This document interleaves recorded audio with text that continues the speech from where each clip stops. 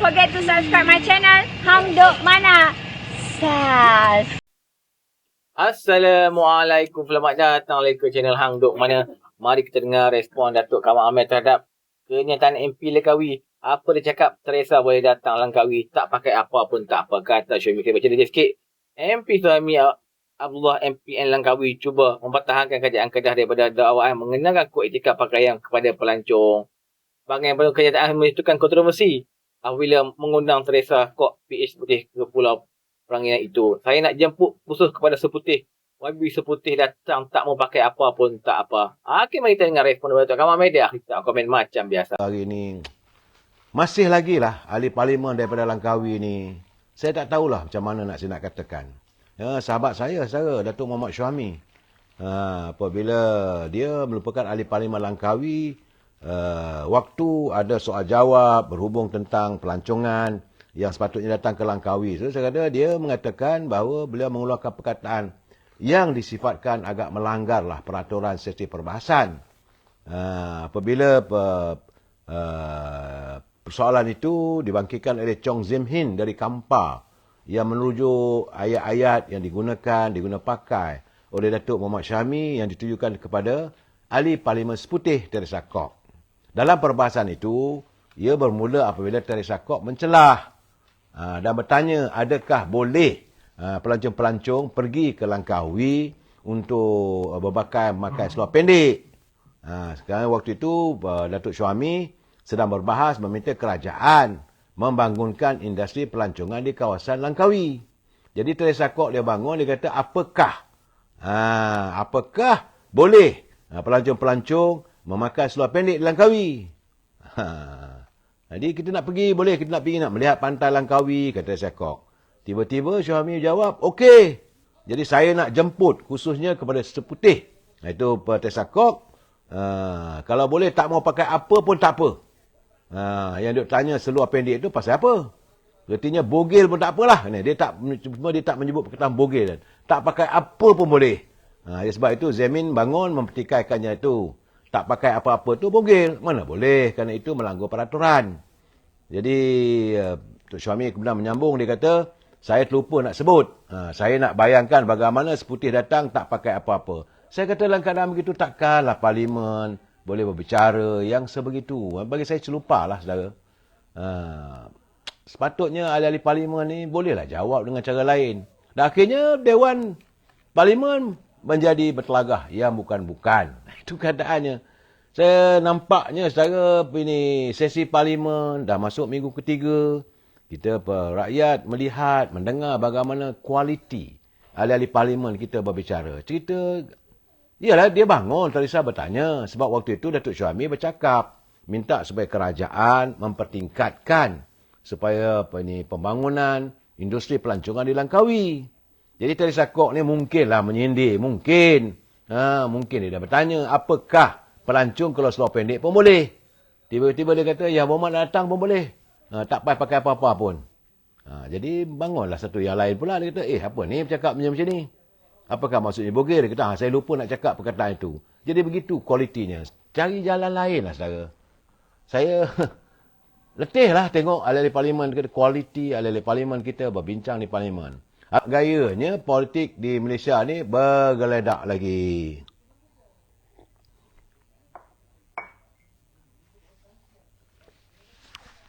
Tapi politik di Melaka saudara bergolak. Apabila tindakan Parti Bersatu Malaysia bahagian Tangga Batu sudah ada perbalahan kerana tidak menjemput ahli Dewan Undangan Negeri. Itu dia Negeri Sungai Udang, Dr. Muhammad Alif Yusof. Dia tidak diundang untuk menghadiri persidangan bahagian itu minggu lalu. Jadi timbalan Ketua Bahagian Bersatu, Hasril Hassan kata, ini kerana individu terbabit membuat permohonan menyertai Bersatu bahagian itu pada tahun ini. Dah jadi masalah dua mereka. Berbalahlah. Saya tak mau mengulas saudara, itu parti mereka. Tapi saya lihat bahawa bibit-bibit perpecahan semakin melanda dalam Parti Pribumi Bersatu, saudara. Baik, saudara. Sebenar-benarnya ini yang saya nak ulas. Pagi tadi saya menghadiri mesyuarat Biro Politik UMNO Veteran Wilayah Persekutuan yang dipengusikan oleh sahabat saya, Datuk Mustafa Yaakob, Beliau adalah merupakan Setiausaha Agung kepada Pengurusi Perhubungan Veteran UMNO Malaysia. Hari ini beliau adalah Ketua Perhubungan Veteran UMNO Wilayah dan waktu yang sama sebagai Setiausaha Agung UMNO Veteran Malaysia. Jadi kami berbincang tentang kolokvium yang akan dilaksanakan oleh Ketua Perhubungan UMNO Selang UMNO Wilayah, iaitu Datuk Johari Ghani, yang diberi tanggungjawab untuk mencari bahan-bahan yang akan dibentangkan dalam Kongres Bumiputera yang akan diadakan pada bulan Januari 2024. Kerajaan akan menganjurkan sekali lagi. Dulu kita ada Kongres Bumiputera Melayu pertama tahun 1964. Di mana kesan daripada kongres itu, lahirlah Bank Bumiputera, lahirlah MARA dan juga pelbagai agensi-agensi kerajaan yang ditugaskan untuk membantu warga bangsa kita saudara. Dan sekali lagi, kali ini UMNO telah diberi kepercayaan oleh Yang Amat Berhormat Perdana Menteri Datuk Seri Anwar Ibrahim agar UMNO menjadi penaja ataupun pelaksana kepada Kongres Ekonomi Bumiputera. Yang kedua ini akan berlangsung di Kuala Lumpur pada bulan Januari. Tak silap saya dalam 24 ke 2 bulan Januari 2024 saudara. Dan saudara Datuk Seri Zahid Hamidi dilantik sebagai pengurusi bersama dengan Pengurusi Biro Menteri Ekonomi, iaitu saudara Rafizi Ramli. Saudara. Jadi dalam pencarian itu tadi kami bincanglah. Antara persoalan yang saya lihat yang wajar untuk teman-teman bangkitkan dalam kongres akan datang, pertama persoalan tentang warga kita yang miskin tegak di kawasan bandar. Sekarang ni, hari ini kita kena terima realiti. Warga yang tinggal di kota raya, dia jadi bergelar warga metropolitan. Sama ada di Johor Bahru, di Seremban, di Kota Melaka, Kuala Lumpur, Petaling Jaya, Shah Alam dan di kota-kota. Mereka tidak lagi tinggal di kawasan desa. Tapi kalau mereka hadir ke tengah-tengah kota raya, bergelar warga metropolitan, andainya pendapatan mereka sekadar 1,500 sebulan yang dapat dijadikan sebagai take home pay ataupun bayaran untuk bawa balik ke rumah sebulan, maka dia tergolong dalam golongan miskin tegar. Bukan B40, saudara. Miskin tegar. Bayangkanlah kalau satu keluarga tu, kalau yang lain tak ada bekerja, dia cuma dapat 1,500 sebulan. Nak hidup macam mana di Kuala Lumpur? Nak hidup macam mana di Johor Bahru? Sewa rumah pun 1,000. Anak-anak sekolah macam mana? Barang makanan macam mana? Dan akhirnya mereka terjebak dalam kehidupan yang paling memeritkan. Jadi, miskin tegar warga metro ini yang berpendapatan kurang ini perlu ditangani.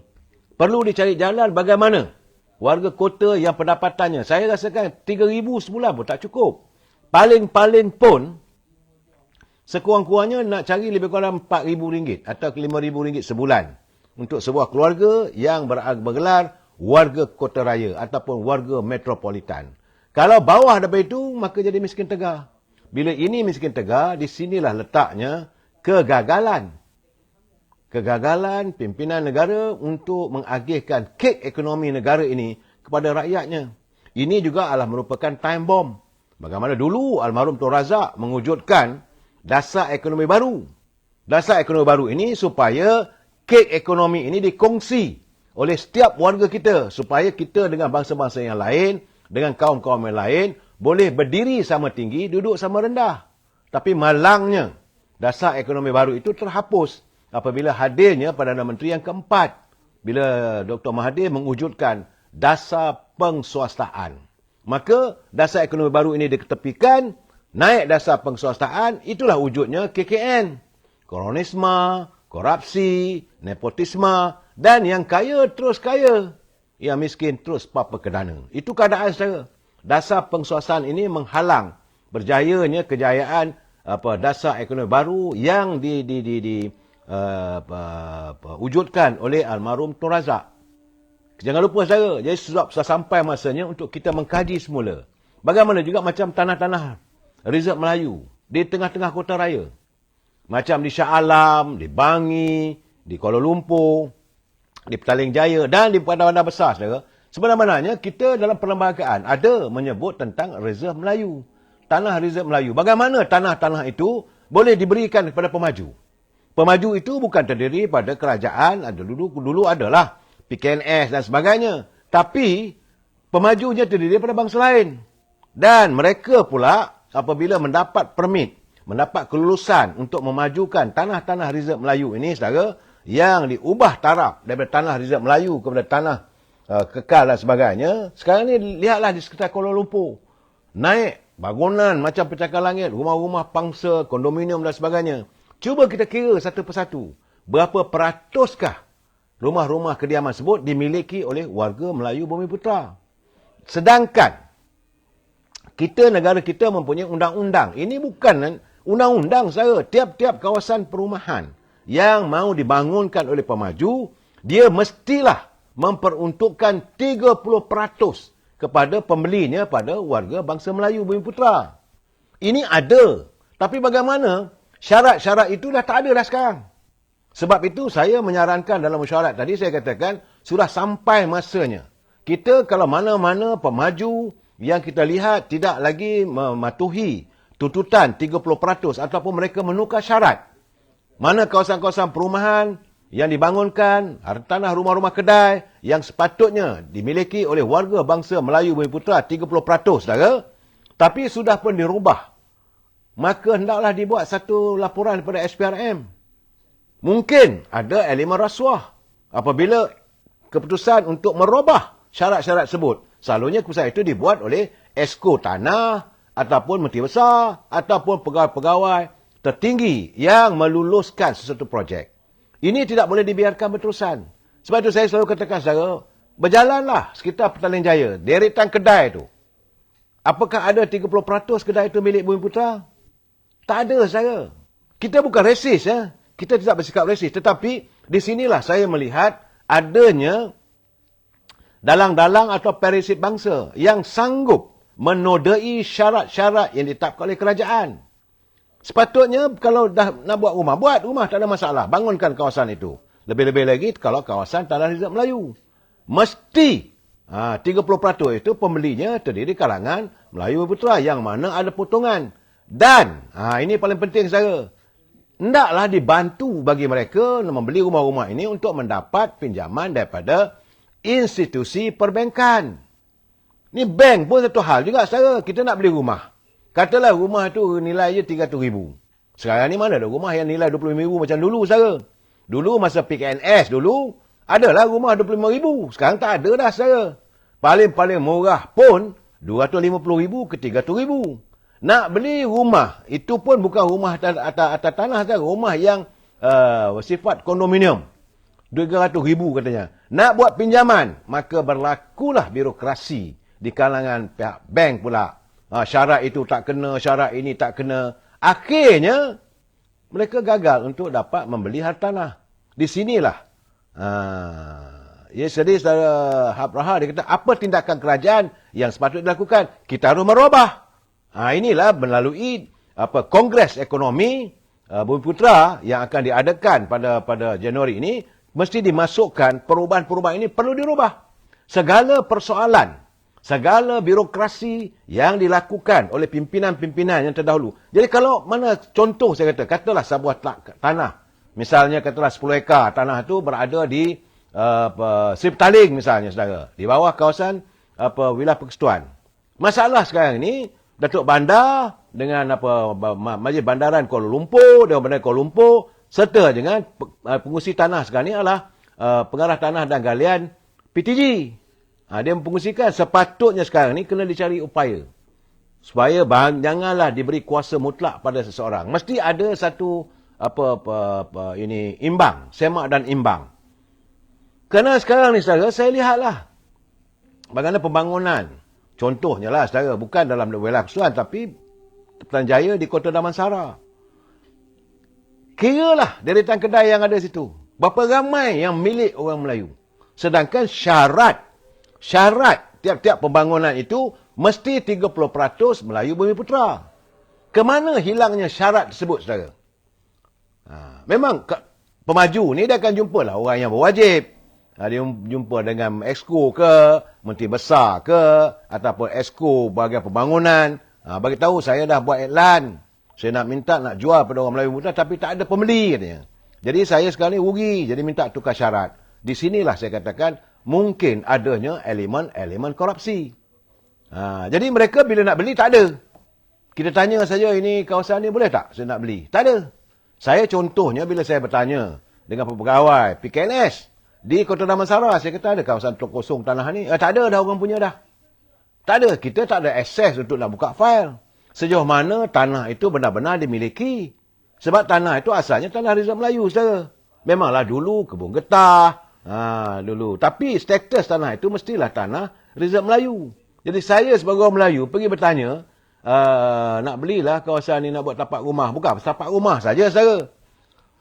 Jawapannya, orang dah beli. Tanah ni orang dah beli. Sebut mudah aja. Jadi akhirnya kita tengok. Kemudian, setahun kemudian naik satu bangunan besar. Berpuluh tingkat. Jadi kita heran, takkan pembeli itu boleh menaikkan rumah pangsa sebegitu tinggi, kondominium. Tentulah ada elemen-elemen yang saya katakan seolah elemen korupsi. Tanah itu disimpan dulu reserve. Jadi orang Melayu nak minta, tak ada dah orang punya. Minta sini, tak ada orang ni punya. Begitu juga secara tanah-tanah di Petaling Jaya. Contoh saya katakan, ada tanah-tanah tu dah terlalu habis lapse dia. Sebab di bawah akta tanah, dia ada tanah yang dia punya lease dia 90 tahun. Ada yang 50 tahun, saudara. Kita katalah tanah itu dibangunkan, kawasan perumahan itu, zaman pasca kemerdekaan. Dah 60 tahun dah. Cuma tinggal kalau 90 tahun, tapi selalunya rasa tak silap saya 60 tahun. Mana sudah habis tahap tempohnya, maka bolehlah dipikirkan sama nak dimajukan ataupun warga bangsa kita nak memilikinya. Tapi yang akhirnya kita lihat, tokoh-tokoh besar yang memiliki projek-projek, dibuatkan projek-projek besar-besar, orang kita tengok saja. Nak beli, dah habis. Bila nak beli, dah habis. Ini perlu dikaji. Saya ingat malam besok, saya akan cuba mengulas lagi. Tuan, saya baca detail lagi kat sini, kat Syekh ni. Sebelum itu, kok memintanya mengesahkan sama ada benar pelacun tidak dibenarkan memakai seluar pendek di kawasan bawah Pertahanan Kerajaan PAS itu. Tembilan Speaker Ailis Lau Kiong Ying kemudian yang mengarahkan perbahasan dihentikan atas alasan masa sudah tamat. Suami mengapa menunding kembali kepada kod. Kerana dia yang bertanya berkaitan pemakaian seluar pendek di negara terlebih dahulu. Chong Ziming PH Kampak kemudian meminta suami menarik balikkannya itu. Dia kata memang tiada siapa boleh berbogel di pantai kerana itu melanggar undang-undang. Macam-macam. Janganlah orang kata cakap tu jangan lucah sangatlah dekat parlimen tu lah. Jagalah adab sama kepada MP Langkawi ni. Okey, mari terus menyokong kajian Puan dan Pemilik Ibrahim. Assalamualaikum.